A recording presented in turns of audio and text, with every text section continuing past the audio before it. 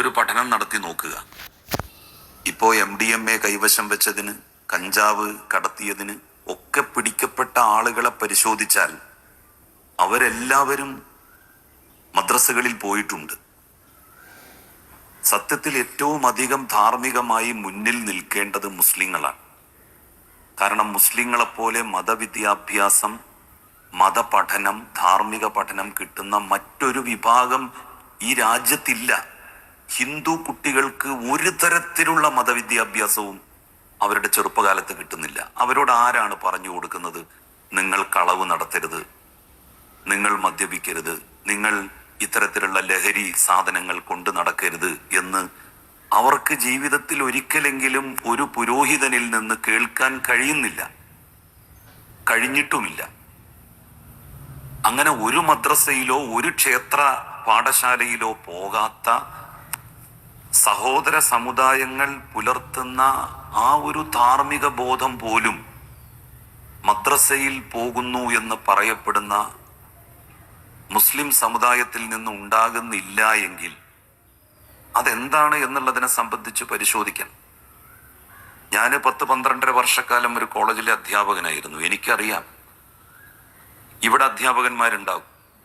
നമുക്ക് സത്യസന്ധമായി നമ്മളുടെ നെഞ്ചത്ത് കൈവച്ചു പറയാൻ സാധിക്കുമോ?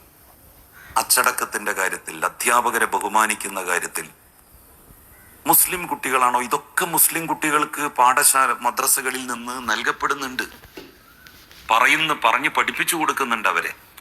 പക്ഷെ അവരാണോ?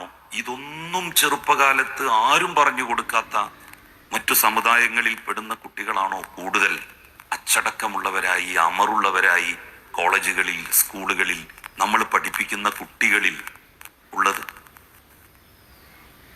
എന്തോ ഒരു വലിയ തകരാറ് സംഭവിച്ചുകൊണ്ടിരിക്കുന്നു.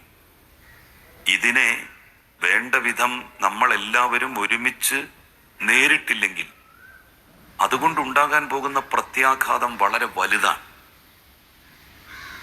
ആ കാര്യത്തിൽ എല്ലാവരും ഒരു ശ്രദ്ധ പതിപ്പിക്കേണ്ടതുണ്ട്. പണത്തോടുള്ള ആർത്തിയാണ്, മോഹമാണ് ഇതിനൊക്കെ പ്രേരിപ്പിച്ചുകൊണ്ടിരിക്കുന്നത്. എന്തിനാണ് MDMA കടത്തുന്നത്? എന്തിനാണ് ലഹരി വസ്തുക്കൾ കടത്തുന്നത്? അതവര് വിൽപ്പന നടത്തുന്നതും അതിന്റെ കാരിയർമാരാകുന്നതും പണം കിട്ടാൻ വേണ്ടിയാണ്. സ്വർണം പണം കിട്ടാൻ വേണ്ടി നമ്മൾ കൊണ്ടുവരുന്നു, ലഹരി വസ്തുക്കൾ പണം കിട്ടാൻ വേണ്ടി നമ്മൾ കടത്തുന്നു. അങ്ങനെ ഇതൊന്നും ഒരു തെറ്റല്ലാത്ത കാര്യമാണ് എന്ന രീതിയിലാണ് പൊതു മുസ്ലിം സമൂഹം കരുതുന്നതും വിശ്വസിക്കുന്നതും. അക്കാര്യത്തിൽ ശരിക്കും ഒരു ഇടപെടൽ മതസംഘടനകളുടെ ഭാഗത്ത് നിന്ന് ഉണ്ടാകണം. വെള്ളിയാഴ്ച ഫുതുബകളിൽ പറഞ്ഞു കൊടുക്കേണ്ടത് പുതിയ കാലത്ത് ഈ കാര്യങ്ങളെക്കുറിച്ചാണ്. ധനത്തോടുള്ള ആർത്തി അവസാനിപ്പിക്കുക, പണത്തോടുള്ള മോഹം ഇല്ലാതാക്കുക. അത് മാത്രമാണ് ഇതൊക്കെ തടയാനുള്ള ആത്യന്തികമായിട്ടുള്ള വഴി എന്ന് പറയുന്നത്. നമ്മൾ ഓരോരുത്തരും നമുക്ക് കഴിയുന്നത് പോലെ മാതൃകകളാകാൻ വേണ്ടി ശ്രമിക്കുക. കാരണം ചെറുപ്പക്കാർക്ക്, ആളുകൾക്ക് ഒന്നും ആരെയും വിശ്വാസമില്ലാത്ത സ്ഥിതിയാണ്. ആരെ വിശ്വസിക്കും അവര്? കാരണം ഇതൊക്കെ പറയുന്ന അല്ലെങ്കിൽ പറഞ്ഞു കൊടുക്കേണ്ട ആളുകൾ തന്നെ വളരെ മോശമായിട്ടുള്ള ജീവിത രീതികൾ അവലംബിക്കുന്നു.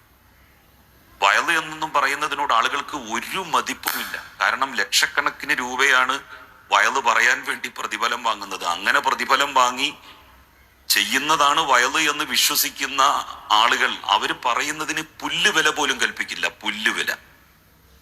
അപ്പോ എല്ലാ വിഭാഗം ആളുകളും, ഞാന് ഒരു പൊതുപ്രവർത്തകനാണ്, ഒരു രാഷ്ട്രീയ പ്രവർത്തകനാണ്. ഞാൻ എന്നാൽ കഴിയുന്ന രൂപത്തിൽ എങ്ങനെയൊക്കെ തെറ്റിൽ നിന്ന് അകന്നു നിൽക്കാൻ പറ്റുമോ അത്രയും അകന്നു നിൽക്കുക. പൂർണ്ണമായിട്ടും അകന്നു നിൽക്കാൻ പറ്റുമെന്ന് എനിക്ക് തോന്നുന്നില്ല. പക്ഷെ മറ്റു ആളുകൾക്ക് ഒരു ബുദ്ധിമുട്ടുണ്ടാക്കുന്ന തെറ്റിൽ നിന്ന് നമ്മൾ അകന്നു നിന്നേ പറ്റൂ. അത് നമ്മൾ സമൂഹത്തെ പഠിപ്പിക്കണം, വളർന്നു വരുന്ന തലമുറയെ പഠിപ്പിക്കണം. മദ്രസ വിദ്യാഭ്യാസം ഇപ്പോൾ ഇല്ല എന്ന് തന്നെ പറയാം. എല്ലാവരും സ്കൂളിൽ വെച്ചിട്ടാണ് മദ്രസ വിദ്യാഭ്യാസം കൊടുക്കുന്നത്. അതിൻ്റെ ഒരു കുഴപ്പമുണ്ടോ എന്ന് എനിക്കൊരു സംശയം. ഞാൻ വെറുതെ ചോദിച്ചു, വെറുതെ ഒരു സംശയം പ്രകടിപ്പിച്ചു എന്ന് മാത്രം.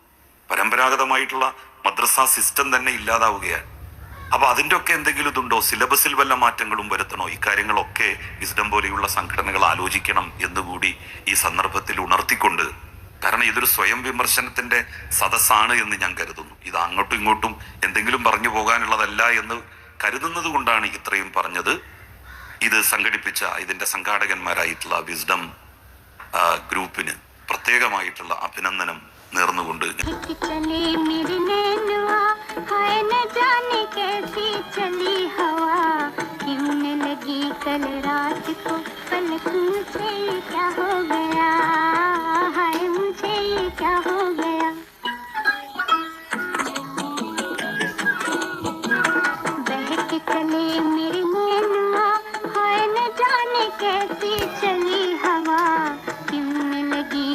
रात को पलक मुझे क्या हो गया।